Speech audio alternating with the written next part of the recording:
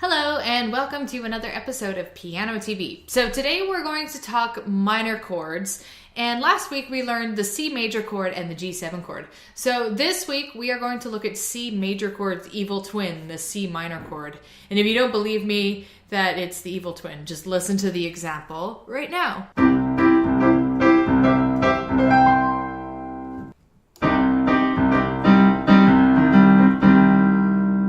So now let's get into why the minor chord sounds so dark, and we'll learn some new music while we're at it. There are many different types of chords in the universe. Like the C major chord you learn, there's 7 chords like the G7 chord you learn, there's suspended chords and augmented chords and diminished chords, and of course there's minor chords, which we're talking about today. And in a song, it's important to use a variety of chords, because if you use all major chords, say, it's going to sound like too bright and too boring, actually, because like in music and in life, a little bit of conflict is necessary to make it interesting. So we need those dark chords sometimes too. Even in the famous 4-chord pattern of heart and soul, which you will recognize immediately when I show you, it uses 3 major chords, but it also uses a minor chord to spice things up.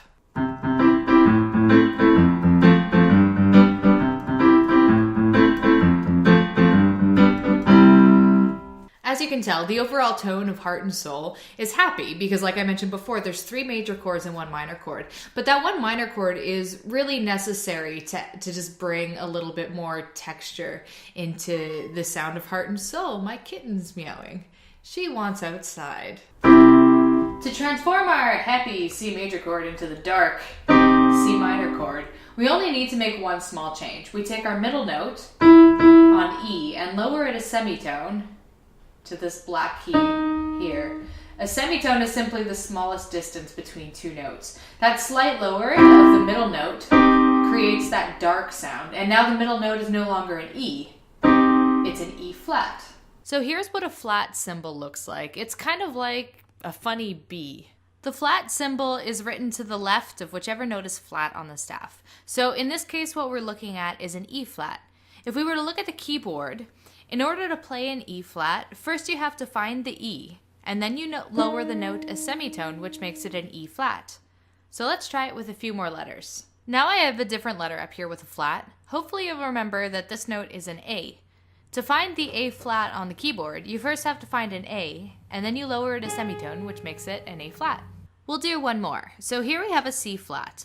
On the keyboard, you'll notice that when you find a C, there isn't a black key immediately beneath the C. So in this case, C flat is actually a B, since a flatted note means to step down a semitone, and it doesn't necessarily have to be on the black keys. So here we have a C major chord in the bass clef. In order to make it a minor chord, we simply take the middle note and lower it a semitone, which is what turns it into, here's my little flat symbol, which is what turns it into a C minor chord by lowering the E. You can practice alternating between a C major chord and a C minor chord, and maybe throw in a G7 for good measure.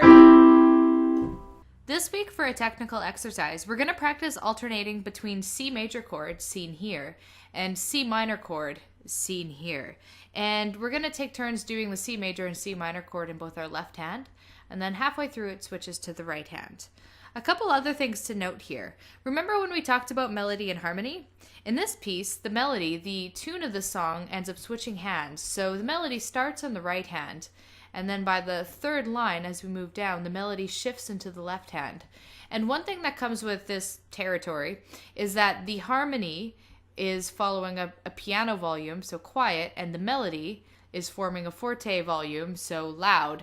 And this is a technique that is difficult to master, but it's really good to start working on, because the harmony should always be supportive and the melody should always stand out. So you always want the harmony just a little quieter than the melody.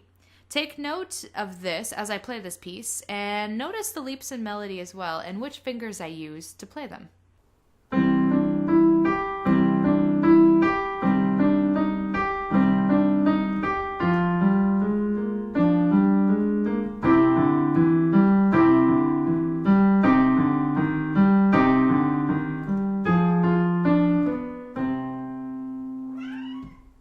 Now Now it's time to put together everything you've learned so far and apply it into a keyboard arrangement of Beethoven's Fifth Symphony, which I'm sure you've heard it before, you will recognize immediately. Here it is.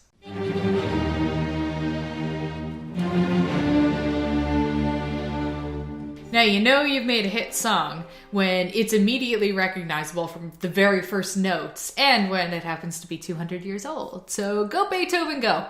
All right, let's take a look at the sheet music for this keyboard arrangement. So the first thing you might notice is that there's a lot of flats in this piece, and that'll help contribute to the dark vibe that this needs.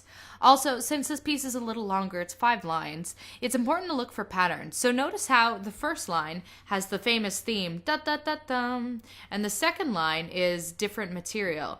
Now the third line closely matches the second line, and by the fourth line, you return to that opening theme with more movement. So it's going back and forth with the left hand and the right hand.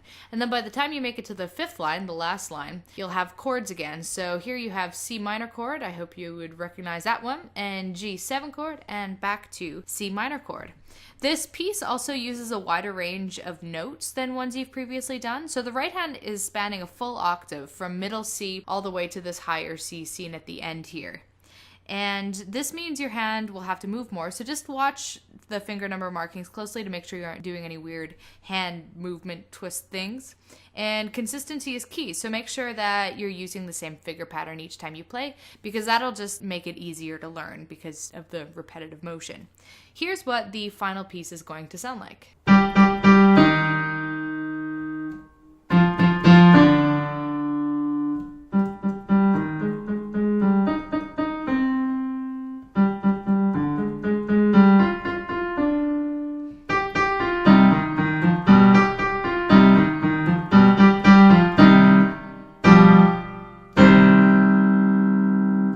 So last week we looked at an operatic piece by Mozart, and this week we're dabbling in Beethoven, and those are two of the most influential composers of the classical era, if not all time.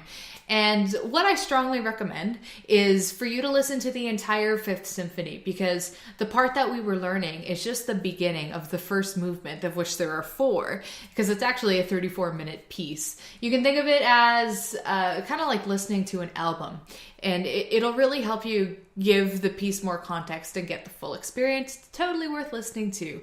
And that is all for today's episode. Thank you for watching. And to get the PDFs of the sheet music that we were looking at today, you can visit the website www.pianotv.net. I really didn't need to say the www because it's hard to say and you kind of get it. And yeah, as always, subscribe because that makes me happy, and then we can have piano parties together all the time. And feel free to comment as well if you have any feedback, or if you have any thoughts, or you just want to say stuff. Feel free to Feel free to say stuff. All right, I will not literally see you later, but see you later.